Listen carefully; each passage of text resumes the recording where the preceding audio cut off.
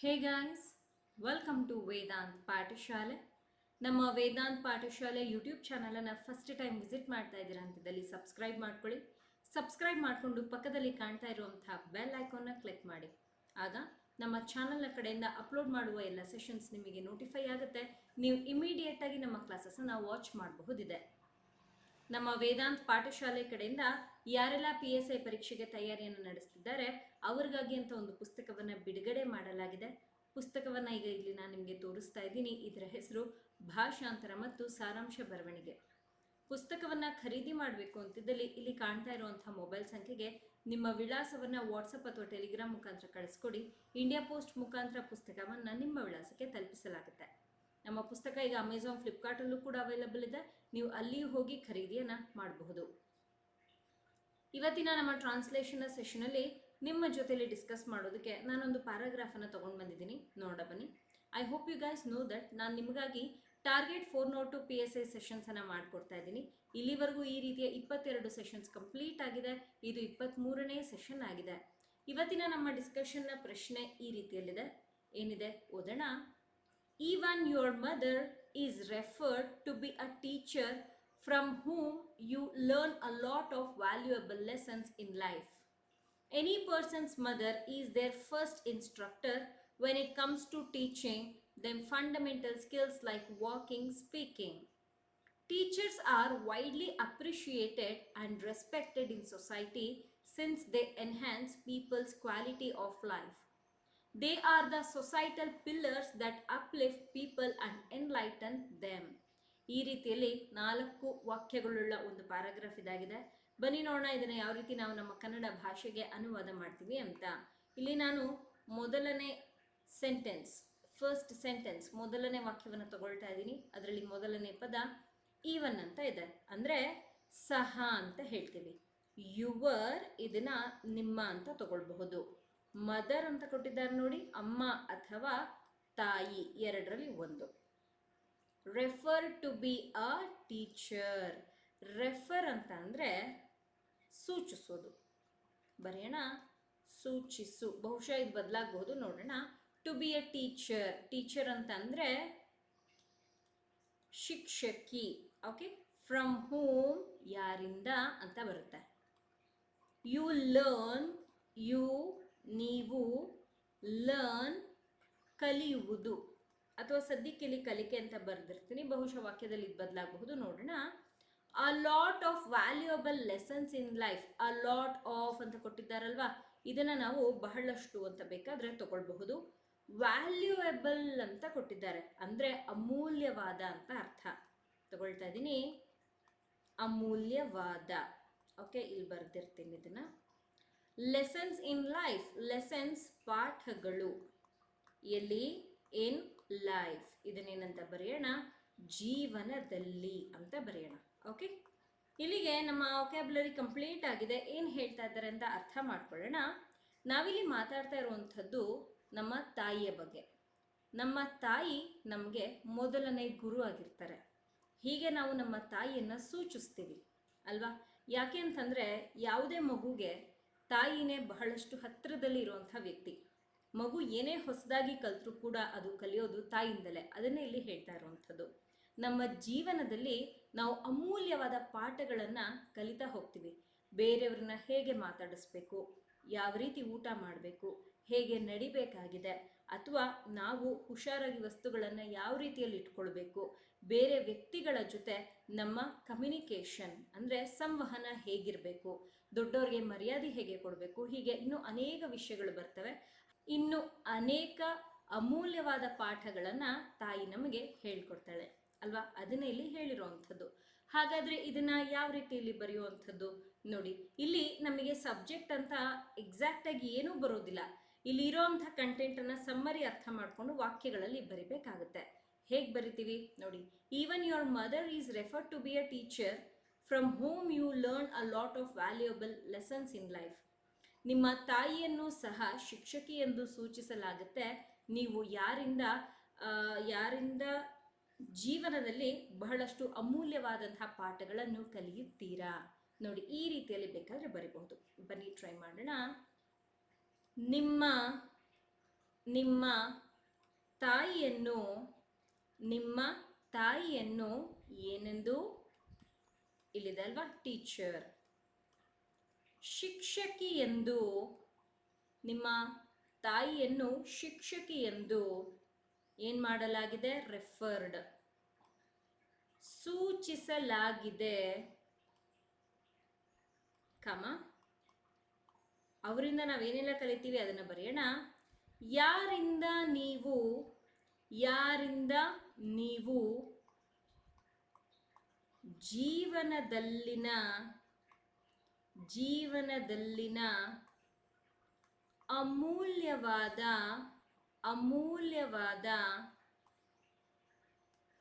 ಪಾಠಗಳನ್ನು ಒಂದು ಕೆಲಸ ಮಾಡೋಣ, ಜೀವನದಲ್ಲಿನ ಬಹಳಷ್ಟು, ಈ ಪದವನ್ನು ಇಲ್ಲೇ ತಗೊಳ್ಳೋಣ, ಬಹಳಷ್ಟು ಅಮೂಲ್ಯವಾದ ಪಾಠಗಳನ್ನು ಕಲಿಯುತ್ತೀರಿ, ಈ ರೀತಿಯಲ್ಲಿ ತಗೊಳ್ಬಹುದು. ಬರಿತಾ ಇದ್ದೀನಿ, ಕಲಿಯುತ್ತೀರಿ ಅಂತ. ಸೊ ಯಾರವರು, ನಮ್ಮ ತಾಯಿ. ಏನಂತ ನಾವು ಅವರನ್ನು ಸೂಚಿಸ್ತಾ ಇದ್ದೀವಿ, ಶಿಕ್ಷಕಿ ಅಂತ ಸೂಚಿಸ್ತಾ ಇದ್ದೀವಿ. ಶಿಕ್ಷಕ ಅಥವಾ ಶಿಕ್ಷಕಿ ಅಂತ ಯಾರಿಗೆ ಹೇಳ್ತೀವಿ, ಯಾರು ನಮಗೆ ಪಾಠವನ್ನು, ಒಳ್ಳೊಳ್ಳೆ ವಿಚಾರಗಳನ್ನು ಹೇಳ್ಕೊಡ್ತಾರೆ ಅವರನ್ನು ನಾವು ಗುರುಗಳು ಅಂತ ಕರಿತೀವಿ. ಸೊ ಇಲ್ಲಿ ನಮ್ಮ ತಾಯಿ ನಮಗೆ ಇವನ್ನೆಲ್ಲ ಹೇಳ್ಕೊಡುವ ಕಾರಣ ನಾವು ಅವರನ್ನ ಇಲ್ಲಿ ಶಿಕ್ಷಕಿ ಅಂತ ಹೇಳ್ತಾ ಇದ್ದೀವಿ. ಆ್ಯಂಡ್ ಅವ್ರು ನಮ್ಗೆ ಏನೆಲ್ಲ ಕಲಿಸ್ತಾರೆ ಅಂತ ಇಲ್ಲಿದೆ. Not every sentence always requires a formula, no, it depends. ಅವ್ರು ಹೇಗೆ ನಿಮಗೆ ಪ್ರಶ್ನೆ ಕೊಟ್ಟಿದ್ದಾರೆ ನೋಡಿ. ನಮ್ಮ ಪ್ರಶ್ನೆ ಈ ರೀತಿಯಲ್ಲಿದೆ. ಕೊಡುವಂಥ ಪ್ರಶ್ನೆಯನ್ನು ನಿಧಾನವಾಗಿ ಅನಲೈಸ್ ಮಾಡಿ ಈ ರೀತಿಯಲ್ಲಿ ಯಾವುದೇ ಪದವನ್ನು ಬಿಡದೆ ಅಲ್ಲಿ ಏನು ವಿಚಾರ ಹೇಳಿದ್ರು ಎಕ್ಸಾಕ್ಟಾಗಿ ಅದನ್ನು ಇಲ್ಲಿ ತಗೊಂಡು ಬರಿಬೇಕಾಗತ್ತೆ. ನಾನಿಲ್ಲಿ ಆ ರೀತಿಯಲ್ಲಿ ಬರ್ತಿದ್ದೀನಿ. ಇದು ಮೊದಲನೇ ವಾಕ್ಯವಾಗಿತ್ತು. ಬನ್ನಿ ಎರಡನೇ ವಾಕ್ಯ ಏನಿದೆ ಅಂತ ನೋಡೋಣ. ಎನಿ ಪರ್ಸನ್ಸ್ ಮದರ್, ಎನಿ ಯಾವುದೇ ಅಂತ ನಾವು ತಗೊಳ್ಬಹುದು. ಪರ್ಸನ್ಸ್ ಅಂತ ಕೊಟ್ಟಿದ್ದಾರಲ್ವಾ, ವ್ಯಕ್ತಿಯ ಅಂತ ತಗೊಳ್ಳೋಣ. ಯಾವುದೇ ವ್ಯಕ್ತಿಯ ತಾಯಿ, ದೇರ್ ಅವರ ಫಸ್ಟ್ ಇನ್ಸ್ಟ್ರಕ್ಟರ್, ಮೊದಲ ಇನ್ಸ್ಟ್ರಕ್ಟರ್, ಬೋಧಕರು ಅಂತ ಕರಿತೀವಿ. Okay. When it comes to teaching them, when ಅನ್ನುವಂಥದ್ದು ಯೂಶಲಿ ಯಾವಾಗ ಅಂತ ಬರುತ್ತೆ, ಬಟ್ ನಮಗೆ ಇಲ್ಲಿ ಯಾವಾಗ ಅಂತ ಬರೋದಿಲ್ಲ ವಾಕ್ಯದಲ್ಲಿ, ಸೊ ಅದು ಬೇಡ ನಮಗೆ. ಇಟ್ ಕಮ್ಸ್ ಟು ಟೀಚಿಂಗ್ ಅಂದರೆ ಕಲಿಕೆಗೆ ಬಂದಾಗ ಈ ರೀತಿಯಲ್ಲಿ ಬರುತ್ತೆ. ಸೊ ಇಲ್ಲಿ ಬಂದಾಗ ಅಂತ ತಗೊಳ್ತಾ ಇದ್ದೀನಿ. ಟೀಚಿಂಗ್ ಅಂತ ಕೊಟ್ಟಿದ್ದಾರಲ್ವಾ, ಕಲಿಕೆ ಅಂತ ತಗೊಳ್ಳೋಣ. ದೆಮ್ ಅವರ ಫಂಡಮೆಂಟಲ್ ಸ್ಕಿಲ್ಸ್ ಅಂದರೆ ಮೂಲಭೂತವಾಗಿರುವಂತಹ ಈ ಕೌಶಲ್ಯಗಳು, ಸ್ಕಿಲ್ಸ್ ಅಂತಂದರೆ ಕೌಶಲ್ಯಗಳು ಬರೆಯೋಣ.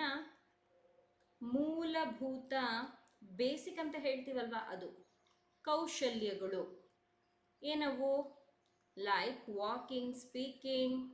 ವಾಕಿಂಗ್ ಅಂತ ಅಂದರೆ ನಡೆಯುವುದು, ನಡೆದಾಡುವುದು, ಎನಿಥಿಂಗ್ ಇಸ್ ಓಕೆ. ನಡೆಯುವುದು ಅಂತ ಇಲ್ಲಿ ನಾನು ತಗೊಳ್ತಾ ಇದ್ದೀನಿ. ಆ್ಯಂಡ್ ಅಂತಿದೆ, ಮತ್ತು ಸ್ಪೀಕಿಂಗ್ ಅಂತ ಕೊಟ್ಟಿದ್ದಾರೆ ಅಂದರೆ ಮಾತನಾಡುವುದು ಅಂತ ತಗೊಳ್ಳೋಣ. ಇದನ್ನು ನಾವು ಬರಿಬಹುದು, ಮಾತನಾಡುವುದು ಈ ರೀತಿಯಲ್ಲಿ. ಇಲ್ಲಿಗೆ ನಮ್ಮ ವೊಕ್ಯಾಬ್ಯುಲರಿ ಕಂಪ್ಲೀಟ್ ಆಗಿದೆ. ನಾನು ಆಗಲೇ ಹೇಳಿದೆ ನಿಮಗೆ, ಯಾರೇ ಇರಬಹುದು, ನಾನು ಹೌದು ನೀವು ಹೌದು, ನಾವು ಸಣ್ಣವರಿದ್ದಾಗಿಂದಲೂ ಇವತ್ತಿಗೂ ಕೂಡ ಅಮ್ಮನ ಕಡೆಗೆ ಹೆಚ್ಚಿನ ಅಟ್ಯಾಚ್ಮೆಂಟ್ ಇದ್ದೇ ಇರುತ್ತೆ. ಸೊ ಸಣ್ಣವರಿದ್ದಾಗ ನಮಗೇನೂ ಕೂಡ ಗೊತ್ತಿರೋದಿಲ್ಲ. ನಾವು ಏನನ್ನೇ ಕಲ್ತರೂ ಹೊಸದಾಗಿ ನಮ್ಮ ತಾಯಿಯಿಂದಲೇ ಕಲ್ತಿರ್ತೀವಿ, ಯಾಕೆಂದರೆ ನಾವು ಅಷ್ಟು ಹತ್ತಿರದಲ್ಲಿರ್ತೀವಿ. ಹೇಳ್ತಾರಲ್ವಾ, ಮನೆಯೇ ಮೊದಲ ಪಾಠಶಾಲೆ, ತಾಯಿಯೇ ಮೊದಲ ಗುರು ಅಂತ. ಅದನ್ನೇ ಇಲ್ಲಿ ಅವರು ಹೇಳಿರುವಂಥದ್ದು.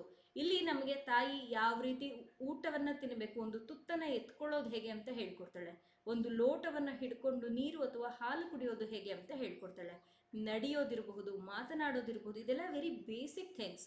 ಇದನ್ನೆಲ್ಲ ನಮಗೆ ಕಲಿಸುವಂಥದ್ದು ತಾಯಿ. ಇನ್ನಿಷ್ಟು ಚಿಕ್ಕ ವಿಚಾರಗಳನ್ನು ಕಲಿಸಿದ್ರೆ ಗುರು ಅನ್ಬೇಕಾ? ಹೌದು, ಇವುಗಳೇ ನಮಗೆ ಜೀವನದಲ್ಲಿ ಮುಂದೆ ಸಹಾಯ ಮಾಡುವಂಥದ್ದು.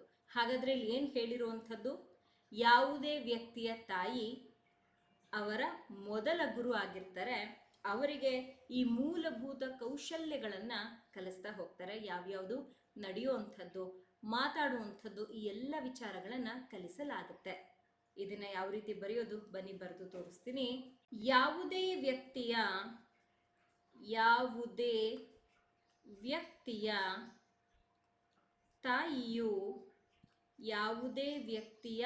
ತಾಯಿಯು ಅವರಿಗೆ ಏನು ಮೂಲಭೂತ ಕೌಶಲ್ಯಗಳಾದಂತಹ, ಬೇಕಿದ್ರೆ ಈ ರೀತಿಯಲ್ಲಿ ಬರೀಬಹುದು, ಕೌಶಲ್ಯಗಳಾದಂತಹ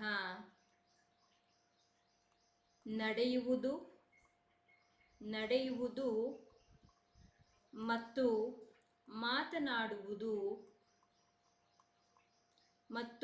ಮಾತನಾಡುವ ಈ ರೀತಿಯಲ್ಲಿ ತಗೊಳ್ಳೋಣ. ಮಾತನಾಡುವ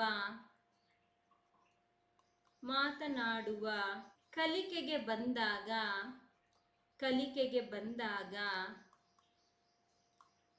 ಅವರ ಏನಾಗ್ತಾರೆ? ಮೊದಲ ಬೋಧಕರಾಗುತ್ತಾರೆ. ಬರಿತಾ ಇದ್ದೀನಿ, ಅವರ ಮೊದಲ ಬೋಧಕರಾಗುತ್ತಾರೆ. ನೋಡಿ, ಈ ರೀತಿಯಲ್ಲಿ ಬರಿಬಹುದು. ನೋಡಿ, ಯಾವುದೇ ಪದವನ್ನು ಬಿಟ್ಟಿಲ್ಲ. ಅವರು ನಮಗೆ ತಿಳಿಸಿದ್ದೇನು? ಬೇಸಿಕ್ ಸ್ಕಿಲ್ಸ್ ಅನ್ನ ನಮಗೆ ಯಾರು ಹೇಳ್ಕೊಡ್ತಾರೆ, ಅವ್ರನ್ನ ನಾವು ಏನಂತ ಕರಿತೀವಿ ಅಂತ ಹೇಳಿದ್ರು. ನಾನು ಅದನ್ನ ಒಂದೊಂದಾಗಿ ಬರ್ದಿದ್ದೀನಿ. ಯಾವುದೇ ಕಾರಣಕ್ಕೂ ಇಲ್ಲಿ ಯಾವುದೇ ಫಾರ್ಮುಲಾನ ನಾನು ಬಳಸಿಲ್ಲ. In this way you can frame a sentence without using any formula. But the thing is, you need to understand what the question is all about. ಪ್ರಶ್ನೆ ಏನಿದೆ ಅಂತ ನಿಮ್ಗೆ ಅರ್ಥ ಆದಾಗಲಷ್ಟೇ ಈ ರೀತಿಯಲ್ಲಿ ಬರೆಯೋದಕ್ಕೆ ಸಾಧ್ಯ. ಹಾಗಾಗಿ ಪೂರ್ತಿಯಾಗಿ ಅರ್ಥ ಮಾಡ್ಕೊಳ್ಳಿ. ಸಿಂಪಲ್ ಆಗಿರುವಂತಹ ಪದಗಳೇ ಇದೆ, ಕ್ಲಿಷ್ಟವಾಗಿರುವಂತಹ ಪದಗಳಿಲ್ಲ ಅಲ್ವಾ? ಅರ್ಥ ಮಾಡ್ಕೊಂಡು ಬರಿಬೇಕಾಗತ್ತೆ. ನೀವೇನಾದ್ರೂ PSI ಪರೀಕ್ಷೆಗೆ ತಯಾರಿಯನ್ನ ನಡೆಸ್ತಾ ಇದ್ದೀರಾ, ಅಥವಾ 545 ಹಾಗೆ 402 ಪರೀಕ್ಷೆಗೆ ನಿಮ್ಮ ಸಿದ್ಧತೆ ಏನಾದ್ರೂ ನಡೀತಾ ಇದೆಯಾ? ಹಾಗಿದ್ದಲ್ಲಿ ನಿಮಗಾಗಿ ಅಂತ ವೇದಾಂತ್ ಪಾಠಶಾಲೆ ಒಂದು ಕ್ರಾಶ್ ಕೋರ್ಸ್ ಅನ್ನ ಪ್ರಾರಂಭ ಮಾಡಿದೆ. ಇದರಲ್ಲಿ ಪೂರ್ತಿ PSI ಪೇಪರ್ 1ಗೆ ಬೇಕಾಗಿರುವಂತಹ translation, precis writing, essay 3 concepts basic ಇಂದ ಹೇಳ್ಕೊಡ್ತಾ ಇದ್ದೀನಿ. ಹಾಗೆ ನಿಮಗೆ ಪ್ರತಿಯೊಂದು ಸೆಷನ್ PDF ನೋಟ್ಸ್ ಕೂಡ ಸಿಗುತ್ತೆ. ನಮ್ಮ ವೇದಾಂತ್ ಪಾಠಶಾಲೆ ಕಡೆಯಿಂದ ಒಂದು ಪುಸ್ತಕವನ್ನು ಕೂಡ ಈ ಕೋರ್ಸ್ ನಲ್ಲಿ ನಾವು ಪ್ರೊವೈಡ್ ಮಾಡ್ತಾ ಇದ್ದೀವಿ. ಪುಸ್ತಕ ನಿಮ್ಮ ಅಡ್ರೆಸ್ಗೆ ಬಂದು ತಲುಪುತ್ತೆ. ಅದನ್ನ ನೋಡ್ಕೊಂಡು ಕೂಡ ನೀವು ಪ್ರಾಕ್ಟೀಸ್ ಮಾಡಬಹುದು. ಕನ್ನಡ ಹಾಗೆ ಇಂಗ್ಲಿಷ್ ಎರಡೂ ಭಾಷೆಯಲ್ಲಿದ್ದು ಟಾಪ್ ಕರೆಂಟ್ ಅಫೇರ್ಸ್ ಹಾಗೆ ಜನರಲ್ ಟಾಪಿಕ್ ಎರಡೂ ಕೂಡ ನಿಮಗೆ ಇದರಲ್ಲಿ ಸಿಗುತ್ತೆ. ಹೆಚ್ಚಿನ ಮಾಹಿತಿಗೆ ಈ ನಂಬರ್ ಅನ್ನ ಈ ಕೂಡಲೇ ಕಾಂಟ್ಯಾಕ್ಟ್ ಮಾಡಿ. ಸೆಷನ್ನ 3ನೇ ವಾಕ್ಯ ಹೀಗಿದೆ: ಟೀಚರ್ಸ್, ಇವರನ್ನ ನಾವೇನಂತ ಹೇಳಬಹುದು? ಶಿಕ್ಷಕರು ಅಂತ ಹೇಳಬಹುದು. R widely appreciated. ವೈಡ್ಲಿ ಅಂತಂದ್ರೆ ವ್ಯಾಪಕವಾಗಿ ಅಂತ ಹೇಳ್ತೀವಿ. ಓಕೆ, ಅಪ್ರಿಷಿಯೇಟೆಡ್ ಅಂದ್ರೆ ಪ್ರಶಂಸೆ ಮಾಡೋದು ಅಂತ ತಗೊಳ್ಳೋಣ. ಸದ್ಯಕ್ಕಿಲ್ಲಿ ಪ್ರಶಂಸೆ ಅಂತ ಬರ್ದಿರ್ತೀನಿ, ಇದು ವಾಕ್ಯದಲ್ಲಿ ಬದಲಾಗುತ್ತೆ. Let's see. ಆ್ಯಂಡ್ ಅಂತಂದ್ರೆ ಮತ್ತು, ರೆಸ್ಪೆಕ್ಟೆಡ್ ಇದನ್ನ ಸದ್ಯಕ್ಕಿಲ್ಲಿ ಗೌರವ ಅಂತ ತಗೊಳ್ತಾ ಇದ್ದೀನಿ. ಎಲ್ಲಿ? ಇನ್ ಸೊಸೈಟಿ, ಸಮಾಜ ಅಂತ ಬರೆಯೋಣ. ಸಿನ್ಸ್ ಇದ್ರ ಬಗ್ಗೆ ನಾನು ಮಾತಾಡ್ತೀನಿ. ದೇ ಅವರು, ಎನ್ಹ್ಯಾನ್ಸ್ ಅಂದ್ರೆ ಜಾಸ್ತಿ ಮಾಡೋದು ಅಂತ. ಇಲ್ಲಿ ತಗೊಳ್ಳೋಣ ಜಾಸ್ತಿ ಅಥವಾ ಹೆಚ್ಚು, ಎರಡರಲ್ಲಿ ಒಂದು ಪದ. Let's see. People's quality of life, ಇದನ್ನೇನಂತ ಹೇಳಬಹುದು? ಜನರ ಕ್ವಾಲಿಟಿ ಆಫ್ ಲೈಫ್, ಜೀವನದ ಗುಣಮಟ್ಟ. ಇಷ್ಟನ್ನು ಸೇರಿಸಿ ಈ ರೀತಿಯಲ್ಲಿ ನಾವು ಬರೀತೀವಿ, ಜೀವನದ ಗುಣಮಟ್ಟ. ಓಕೆ, ಸೊ ಇಲ್ಲಿಗೆ ನಮ್ಮ ವೊಕ್ಯಾಬ್ಯುಲರಿ ಕಂಪ್ಲೀಟ್ ಆಗಿದೆ. ಏನು ಹೇಳ್ತಾ ಇದ್ದಾರೆ ಅಂತ ಅರ್ಥ ಮಾಡ್ಕೊಳ್ಳೋಣ. ಇಲ್ಲಿ ನಾವು ಮಾತಾಡ್ತಾ ಇರುವಂಥದ್ದು ಶಿಕ್ಷಕರ ಬಗ್ಗೆ. ಇಷ್ಟೊತ್ತು ತಾಯಿಯ ಬಗ್ಗೆ ಮಾತಾಡಿದ್ವಿ, ಈಗ ಶಿಕ್ಷಕರ ಬಗ್ಗೆ ನೋಡ್ತಾ ಹೋಗೋಣ. ಶಿಕ್ಷಕರನ್ನ ವ್ಯಾಪಕವಾಗಿ ಪ್ರಶಂಸೆ ಮಾಡಲಾಗುತ್ತೆ, ಹಾಗೆ ಅವರಿಗೆ ಗೌರವವನ್ನು ಕೊಡಲಾಗುತ್ತೆ. ಎಲ್ಲಿ? ನಮ್ಮ ಸಮಾಜದಲ್ಲಿ. ಹಾಗೆ ಯಾಕೆ ಈ ವಿಚಾರಗಳನ್ನು ನಾವು ಎಲ್ರಿಗೂ ಕೂಡ ತಿಳಿಸ್ಬೇಕು? ಯಾಕೆ ನಾವು ನಮ್ಮ ಟೀಚರ್ಸ್ ಅಥವಾ ನಮ್ಮ ಪ್ರೊಫೆಸರ್ಸ್ ಯಾರಿರ್ತಾರೆ, ಲೆಕ್ಚರರ್ಸ್ ಯಾರಿರ್ತಾರೆ, ಅವ್ರನ್ನ ನಾವು ಯಾಕೆ ಅಪ್ರಿಷಿಯೇಟ್ ಮಾಡಬೇಕು ಅಥವಾ ಅಪ್ರಿಷಿಯೇಟ್ ಮಾಡಲಾಗುತ್ತೆ, ಅವ್ರಿಗೆ ಯಾಕೆ ರೆಸ್ಪೆಕ್ಟ್ ಕೊಡಬೇಕು ಅಂತಂದರೆ, ಅವರು ನಮ್ಮ ಜೀವನದ ಗುಣಮಟ್ಟವನ್ನು, ನಮ್ಮ ಅಂದರೆ ಎಲ್ಲರೂ ಕೂಡ ಸೇರ್ಕೊಳ್ತೀವಿ, ನಮ್ಮ ಜೀವನದ ಗುಣಮಟ್ಟವನ್ನು ಅವರು ಜಾಸ್ತಿ ಮಾಡಿರ್ತಾರೆ. ಬಿಕಾಸ್ ಅನೇಕ ವಿಚಾರಗಳನ್ನು ಹೇಳ್ಕೊಡುವ ಮುಖಾಂತರ. ಅದನ್ನ ಇಲ್ಲಿ ಹೇಳಿರೋ ಅಂಥದ್ದು. ಹಾಗಾದ್ರೆ ಯಾವ ರೀತಿಯಲ್ಲಿ ಬರಿತೀವಿ ನೋಡಿ, ಬರೆದು ತೋರಿಸ್ತಾ ಇದ್ದೀನಿ. ಶಿಕ್ಷಕರನ್ನು ಹೇಗೆ ವ್ಯಾಪಕವಾಗಿ ಏನ್ ಮಾಡಲಾಗುತ್ತೆ? ಪ್ರಶಂಸೆ ಮಾಡಲಾಗುತ್ತದೆ ಮತ್ತು ರೆಸ್ಪೆಕ್ಟೆಡ್ ಅಲ್ವಾ, ಮತ್ತು ಗೌರವಿಸಲಾಗುತ್ತದೆ. ಒಂದು ಕೆಲಸ ಮಾಡೋಣ, ಈ ಸಮಾಜದಲ್ಲಿ ಅನ್ನೋ ಪದ ಇದೆ ಅಲ್ವಾ, ಅಂದರೆ ಎಲ್ಲಿ ಅಂತ ಅದನ್ನಿಲ್ಲೇ ಬರೆದ್ಬಿಡೋಣ. ಶಿಕ್ಷಕರನ್ನು ಸಮಾಜದಲ್ಲಿ ವ್ಯಾಪಕವಾಗಿ ಪ್ರಶಂಸೆ ಮಾಡಲಾಗುತ್ತದೆ ಮತ್ತು ಗೌರವಿಸಲಾಗುತ್ತದೆ. ಏಕೆಂದರೆ ಸಿನ್ಸ್ ಅನ್ನೋ ಪದ ಇತ್ತು, ನಾನು ಆಗಲೇ ನಿಮ್ಗೆ ಹೇಳಿದೆ, ಅದ್ರ ಬಗ್ಗೆ ಹೇಳ್ತೀನಿ ಅಂತ. ಅಂದರೆ ಯಾಕಾಗಿ ಅಂತ ಈ ಒಂದು ಪದವನ್ನು ಇಲ್ಲಿ ಬಳಕೆ ಮಾಡಿರುವಂಥದ್ದು. ಅದನ್ನು ನಾವು ಹೇಗೆ ಬರಿಬೇಕು? ಏಕೆಂದರೆ, ಕಾರಣವನ್ನು ಇಲ್ಲಿ ಹೇಳ್ತಾ ಇರುವಂಥದ್ದು. ಯಾಕೆ ಅಂತಂದರೆ ಅವರು ಯಾರ ಜನರ ಏನು ಜೀವನದ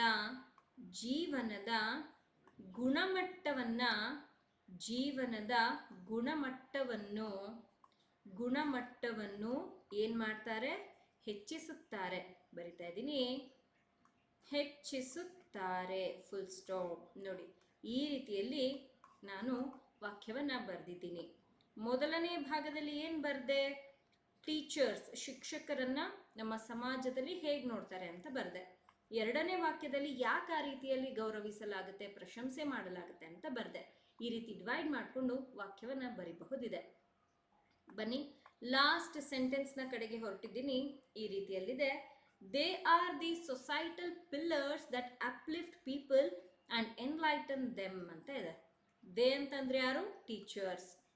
ಅವರು ಸೊಸೈಟಲ್ ಪಿಲ್ಲರ್ಸ್ ಅಂದರೆ ಸಮಾಜದ ಆಧಾರ ಸ್ತಂಭಗಳು ಅಂತ ಇದರ ಅರ್ಥ.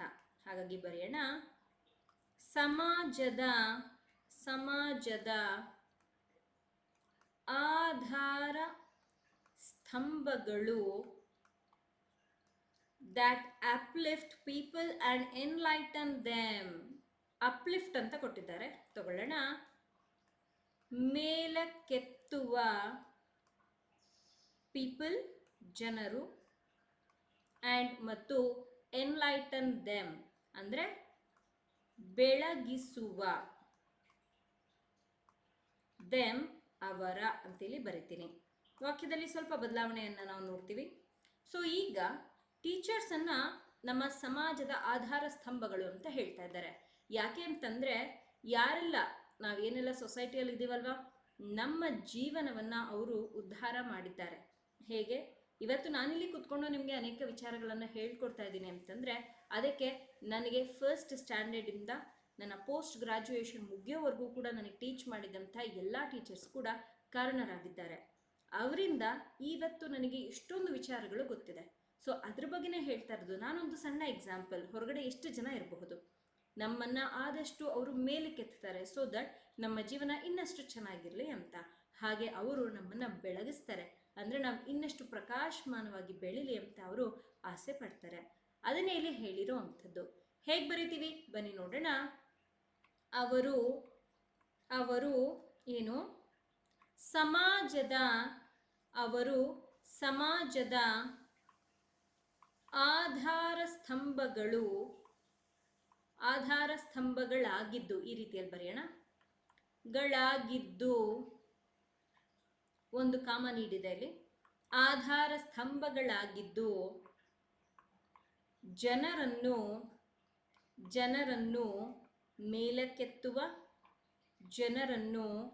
ಮೇಲಕ್ಕೆತ್ತುವ ಮತ್ತು ಬೆಳಗಿಸುತ್ತಾರೆ ಮತ್ತು ಬೆಳಗಿಸುವರು ಅಥವಾ ಬೆಳಗಿಸುತ್ತಾರೆ. ಇಲ್ಲಿ ಬೇಕಿದ್ರೆ ಜನರನ್ನು ಮೇಲಕ್ಕೆತ್ತುವರು ಮತ್ತು ಬೆಳಗಿಸುವರು ಮತ್ತು ಅವರನ್ನು ಬೆಳಗಿಸುವರು, ಈ ರೀತಿಯಲ್ಲಿ ಬೇಕಾದರೆ ನೀವು ಬರಿಬಹುದಿದೆ.